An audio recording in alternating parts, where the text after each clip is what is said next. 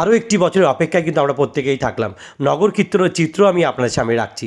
শম্পা গোস্বামীর মতো খ্যাতনামা শিল্পীর আগমন দেখতে পাচ্ছেন সেই চিত্র, এবং হরিনামে দুহাত প্রসার করে ভক্তরা কী আনন্দইটা না করছে দেখতে পাচ্ছেন। মহাপ্রসাদ রান্না চলছে এখানে, আর আজকে কিন্তু মহাপ্রসাদ বিতরণ চলছে, কারণ আজকে ভোগ আরতির পরেই কিন্তু মহাপ্রসাদ বিতরণ চলে। দেখতে পাচ্ছেন সেই চিত্র রাখলাম আপনাদের সামনে। আর ভগবানের কৃপায় এবং কৃষ্ণের কৃপায় প্রসাদের কিন্তু কোনো কমতি নেই, সমস্ত মানুষের জন্য কিন্তু এই প্রসাদ মহাপ্রসাদের ব্যবস্থা করা হয়েছে। দেখতে পাচ্ছি সেই চিত্র আমি আপনার সামনে রাখলাম। এবং যাওয়ার সময় যেতে যেতে শম্পা গোস্বামীর সেই কৃষ্ণ নাম শুনতে শুনতে যদি ভিডিওটি ভালো লাগে, লাইক শেয়ার কমেন্ট করতে বলবেন না। নমস্কার।